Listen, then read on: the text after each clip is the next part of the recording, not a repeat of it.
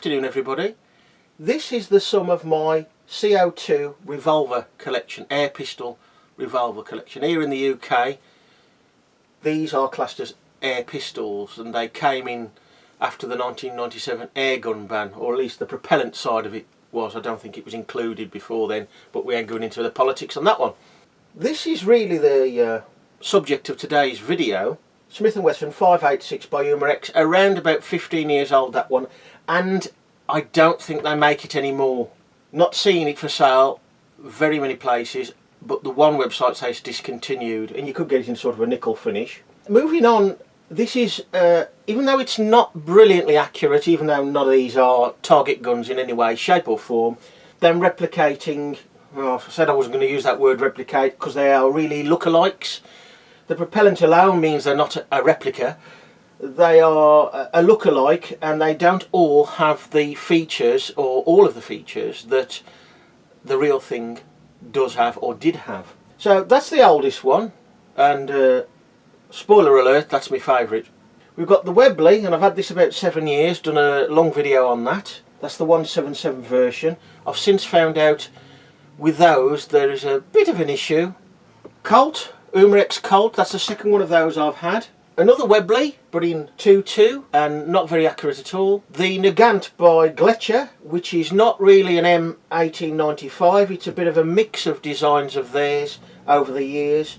It is similar in look to the M1895. It comes apart like the M1895, but it hasn't got the moving cylinder. And the Dirty Harry gun, Smith & Wesson Model 29 by Umarex. Now I suppose you might call this is my favourite CO2 air pistol video really, and it is this one, the Umarex Smith & Wesson Model 586, a lookalike of a 357 revolver. It's a nice finish. It's the least of the lookalike because the whole cylinder doesn't turn, just the front. It does hold 10 shots though, the real thing would hold 6. I do find the trigger the best out of all of these. Again, it's not a target pistol. The grips are a little fat even for me, but it's a handy revolver. It's got a nice bit of weight without being too heavy. Adjustable rear sight. If I remember right, you've got spare sights at the front as well, come in the box wherever the box is. It's also the easiest to take apart.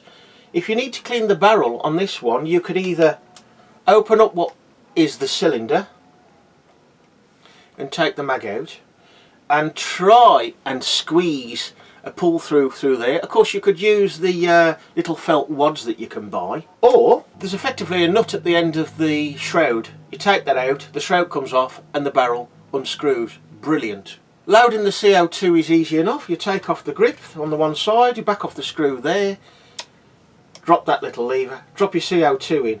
Loading is easy enough. Take off the one side of the grip, drop the lever down, put your CO2 in, bring up this screw till it's just about touching, maybe a little bit more, the CO2 cylinder, then close the lever, that punches the seal and that's it.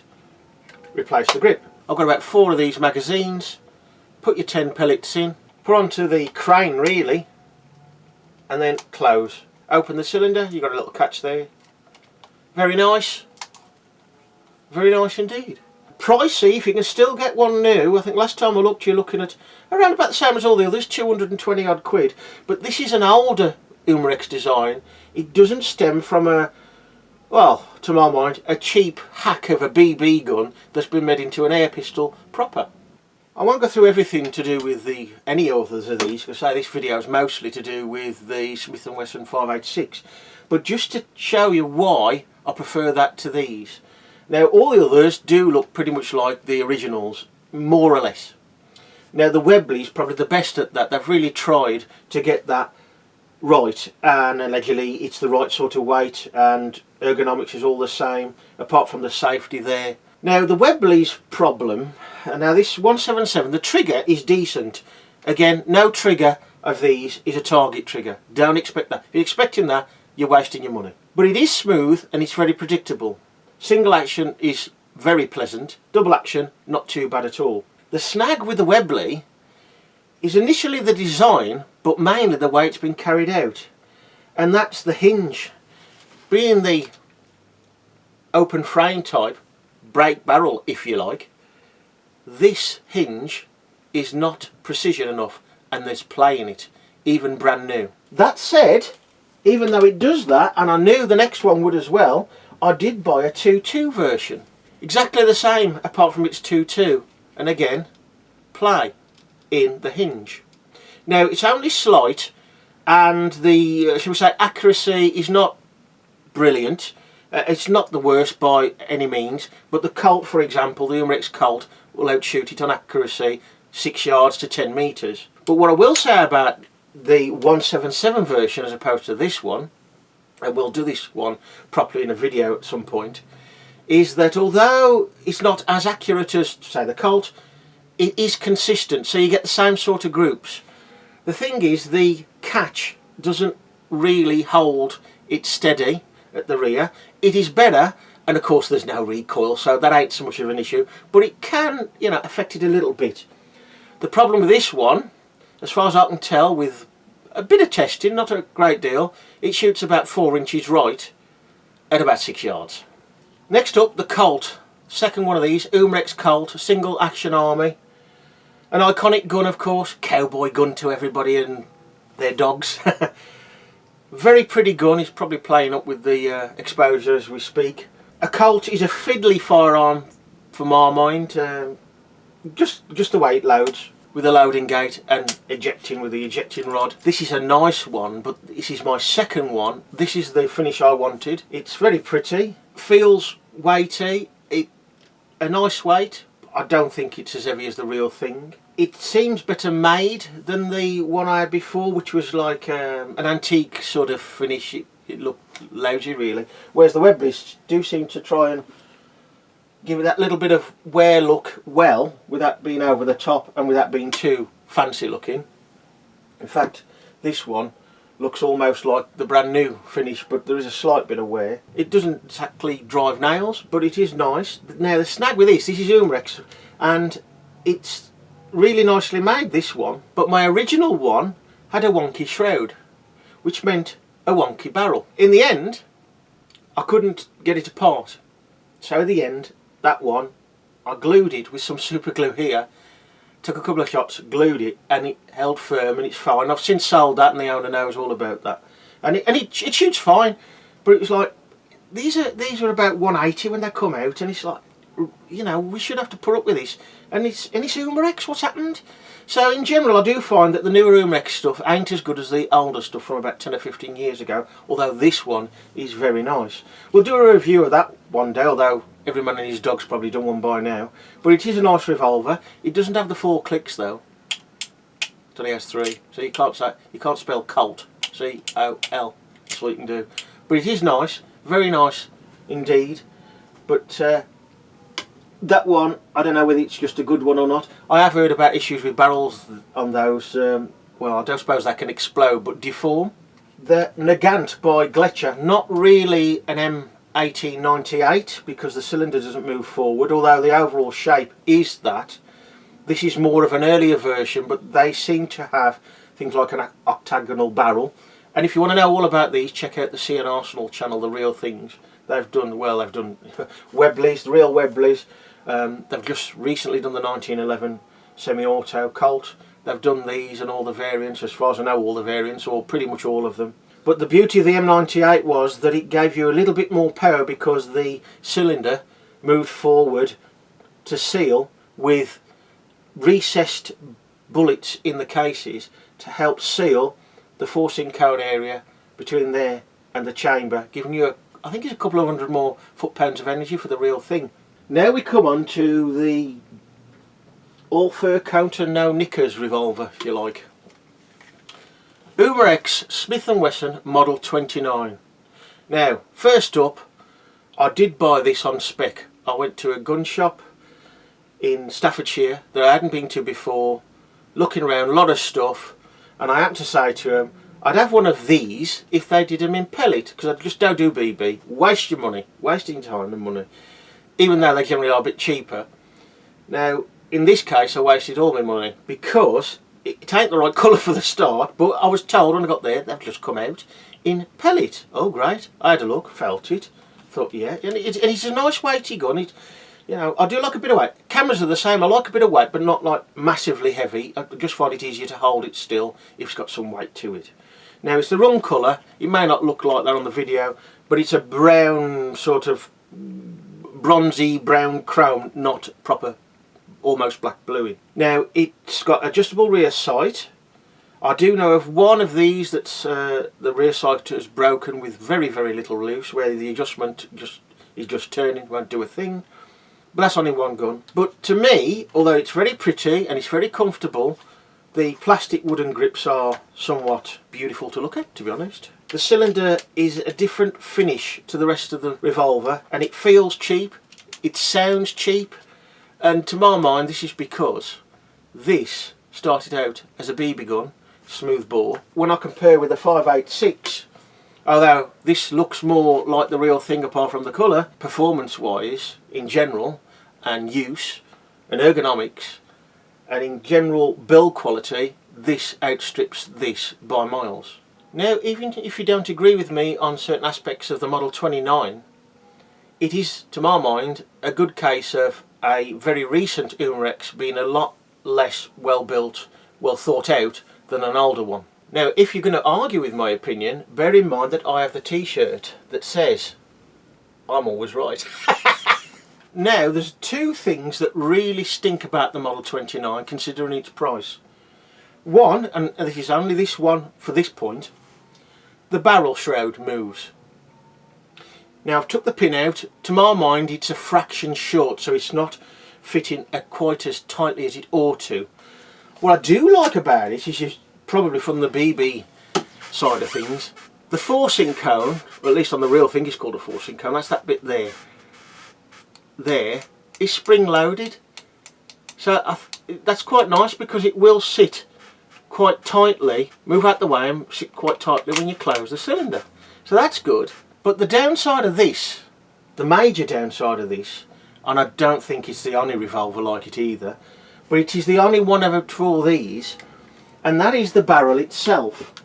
All of these are shrouded barrels, so the real barrel is inside a cover basically. All of them are the same. Now, this is a 6-inch, that's a 6-inch, that Webley, of course that one is as well.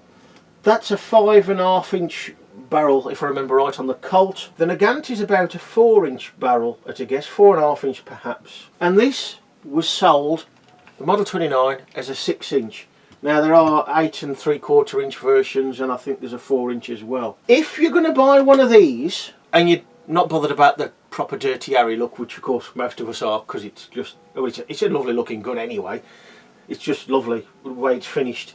But whereas all these two and that one have a barrel length, a true barrel length that's more or less the length of the shroud, it's just slightly less.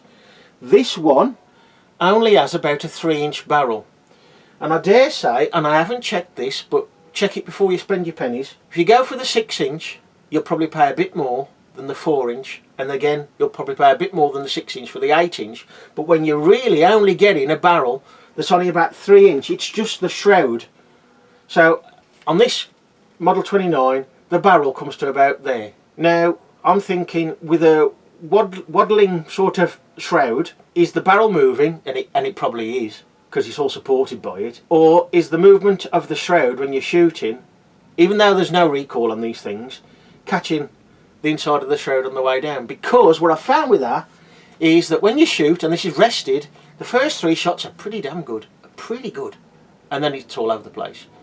And I've done it again, the first 3 shots are pretty damn good, and then it's all over the place. So the Umarex Smith & Wesson Model 586 from about 15 years ago is my favourite out of all these revolvers. The Webleys are nice, could just be a little bit better with that hinge really. And as for the 2.2 pulling right so much, well, that's got to be looked at. They're all nice to look at, but this one ticks the most boxes in most categories. Plus, we also have the completely useless original moderator for it. Enough waffle, let's go shoot it. Right then folks, we're all CO2'd up. I've got 4, if you like, magazines, cylinders. It's sort of half and half with this thing, which is almost a full amount of CO2 usage for pellets. It's 40 shots, of course, 10 shots each, magazine, and it's about, if I remember right, 50, maybe even 60 shots from this, because there's no blowback to waste any gas. So at certainly 6 yards, probably 60 shots. It is mild for the time of year here in England, but it isn't that warm either. So we'll probably be a bit down on that, a bit down on power, but it's just about fun. I'm going to do it two-handed to start with, to see where it is thereabouts, because I'm using different pellets. I'd normally use my go-to Air Arms Field 452s. I'm using Falcon Accuracy Plus, which are a bit lighter and therefore probably a bit better in something like this.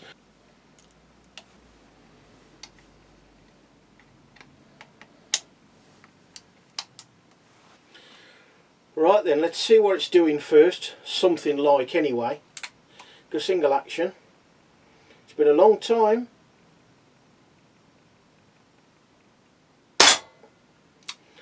Well, slightly right and slightly high, but we'll settle for that, I think.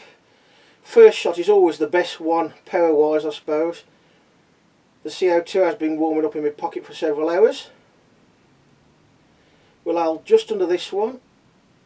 Ooh. A bit high. What I'm finding is the trigger's quite a way back when you come to the brake on this. It's quite a way back there, different to all the others, but that's just a case of putting a bit more time and getting used to it again.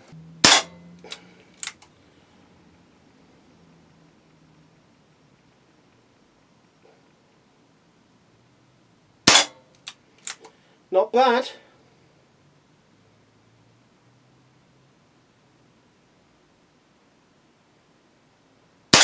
Ah, that's me.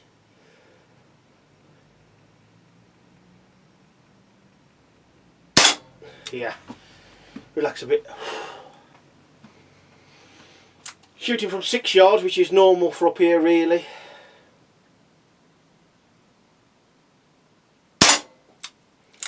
Well, we're all over the place now.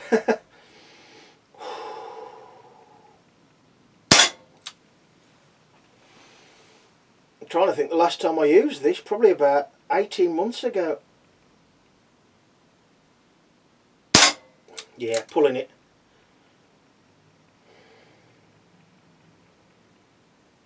Should be the last one. Yeah, well that's a bit all. Yeah, that's the last one.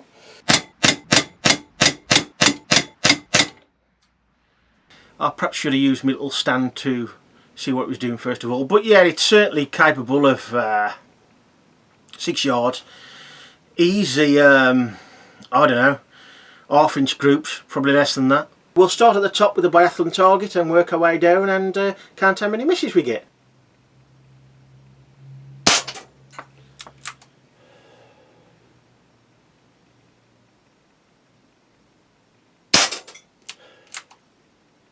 We've peaked there, folks.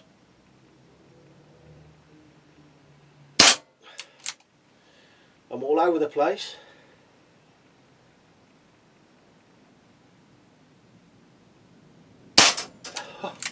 Well, I'm shaking like a good one, but that one worked. That don't happen very often.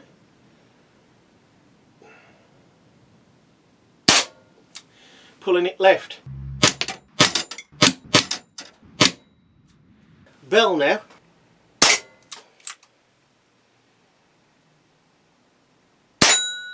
Wow. Wow. Right, Gastenspiel. It's hard to see the black front sight on the dark blue, but should be alright, I think. Starting from left to right, green. Not sure which one, yellow. Sounded like the same to me, orange. That was red. We'll go for red again. That was red. Purple.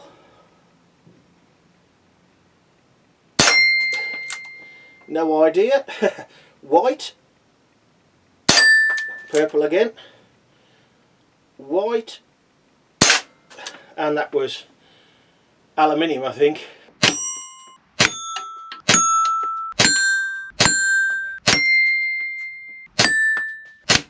Right, just a couple at the large knockdowns. I could do with repainting them.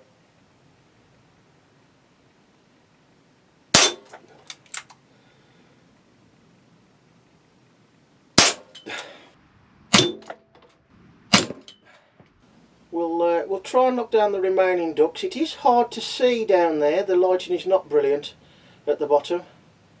I'm having to hold up slightly. Not that much, mind.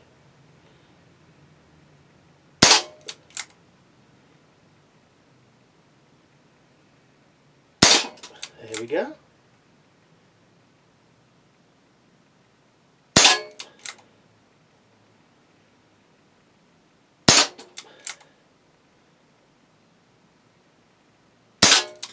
Over the top.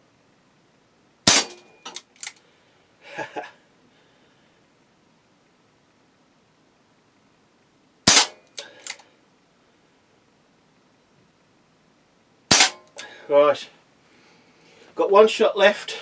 Probably get another 10 out of it, I suppose, but this will be 50. We'll have a go at the reset with the last shot, and whatever happens, happens.